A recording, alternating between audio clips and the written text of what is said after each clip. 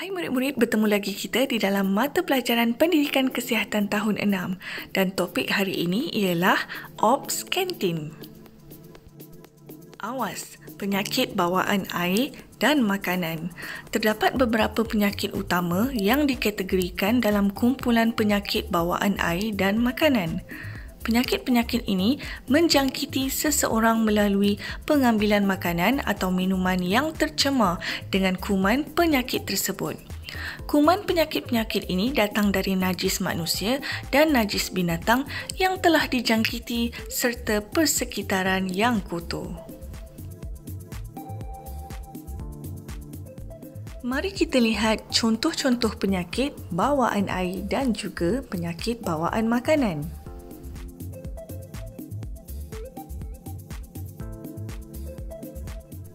Demam kepialu. Demam typhoid atau kepialu ialah sejenis penyakit berjangkit yang disebabkan oleh kuman kepialu ataupun Salmonella typhi, manakala demam paratyphoid pula disebabkan oleh kuman Salmonella paratyphi.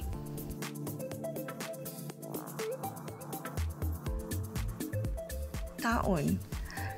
Penyakit taun disebabkan oleh jangkitan bakteria Vibrio cholera yang mempunyai gejala awal seperti cirit-birit tanpa sakit, loya dan muntah. Jika ia tidak dirawat segera, boleh menyebabkan dehidrasi, asidosis, renjatan, kurang gula dalam darah dan penyakit buah pinggang akut. Disentri. Disentri atau cirit-birit berdarah adalah diagnosis klinikal yang merujuk kepada cirit-birit dengan najis yang berair. Ianya mengandungi darah yang boleh dilihat pada mata kasar dan ianya juga disebabkan oleh bakteria atau protozoa. Hepatitis A. Ianya disebabkan oleh virus hepatitis A ataupun HAV. Cara jangkitan utamanya ialah melalui makanan dan juga air dan ianya juga boleh berlaku melalui pemindahan darah daripada penderma yang telah dijangkiti HAV.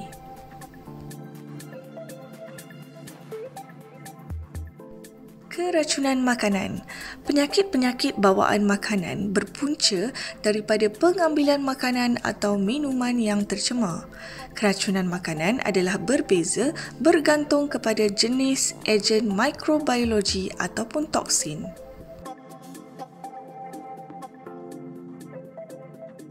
Baiklah murid-murid, apa kata mari kita lihat antara tanda dan juga gejala bagi penyakit bawaan air dan juga penyakit bawaan makanan.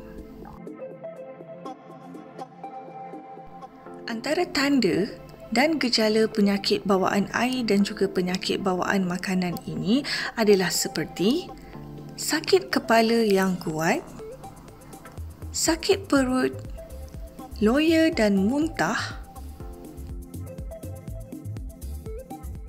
cirit-birit, demam panas yang berterusan 3 hingga ke 4 minggu, mengalami ruam di badan,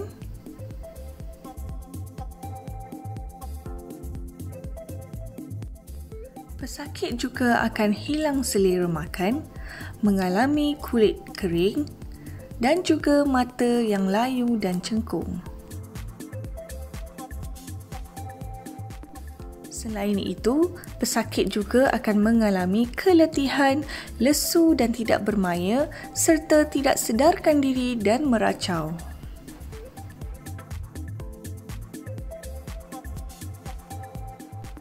Baiklah murid-murid, mari kita lihat langkah-langkah pencegahan bagi penyakit bawaan air dan penyakit bawaan makanan. Pastikan anda minum air yang telah dimasak. Basuh kesemua sayur-sayuran dan buah-buahan dengan air yang bersih sebelum dimakan. Seterusnya, basuh semua pinggan mangkuk dengan menggunakan sabun dan juga air yang bersih. Sediakan makanan di tempat yang tinggi dan juga bersih. Makan makanan yang baru dimasak.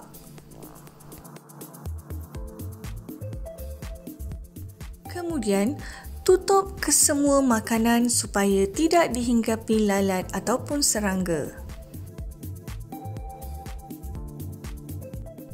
Sekiranya anda ingin membeli makanan di luar, pilihlah penjual ataupun gerai makanan yang bersih.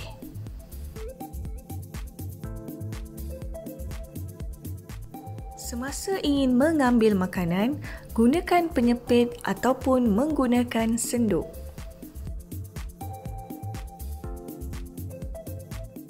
Seterusnya, bina dan gunakan tandas yang sempurna dan juga bersih.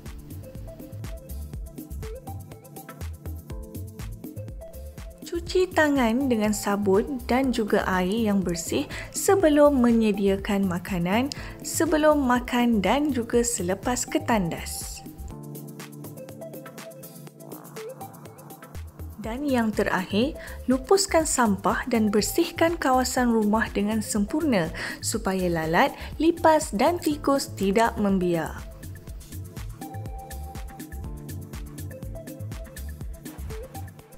Baiklah murid-murid, apa kata mari kita analisis keadaan kantin di sekolah ini.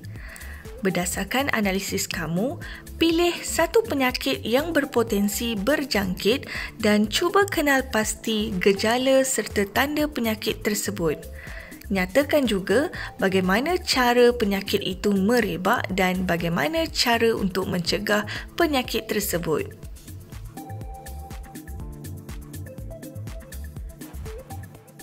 Baiklah murid-murid, selesai sudah kelas pendidikan kesihatan tahun 6 pada minggu ini. Sehingga kita berjumpa lagi di minggu akan datang. Stay safe, stay at home, jaga diri, jaga kebersihan.